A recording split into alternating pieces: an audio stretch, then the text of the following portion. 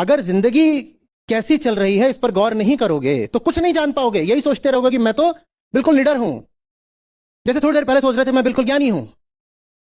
तो वो पता तभी चलता है जब जिंदगी पर गौर करते हो।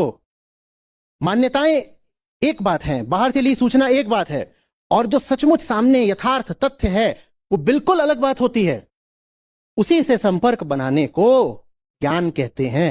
वो है ज्ञान, और उससे संपर्क बनाओ तो आगे के जितने ये सवाल हैं ये अपने आप खत्म हो जाते हैं, सवाल ही नहीं बचता। इस टेंडेंसी से सब बचिएगा।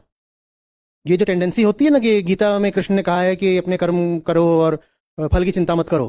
तुम्हें कैसे पता गीता ने में कहा है कृष्ण ने? तुम्हें कैसे पता? और जिस तरह से, जिस आधार पर तुमने अभी अभी ये घोषणा कर दी कि गीता में कृष्ण ने कहा है कि अपना कर्म करो, फल की चिंता मत करो, उसी आधार पर तुम अपनी पूरी जिंदगी जी जाते हो। बताओ जिंदगी कैसी होगी फिर?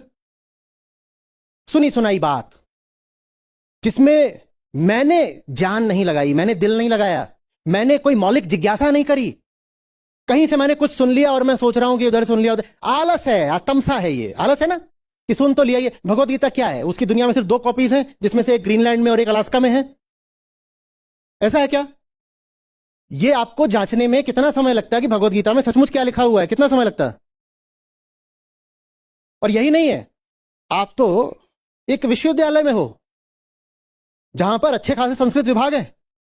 अनुवाद पर भी निर्भर नहीं रहना है तो चले जाओ किसी संस्कृत के विद्यार्थी के पास या प्रोफेसर के पास, उससे सीधे ही पूछ लो कि ये क्या है, और वो पूछने की जरूरत भी नहीं पड़ती है। हिंदी अगर आती है तो अन्वय लिखा होता है, अन्वय से पता चल जाता है मोटे तौर पर कि क्या बात कही गई है।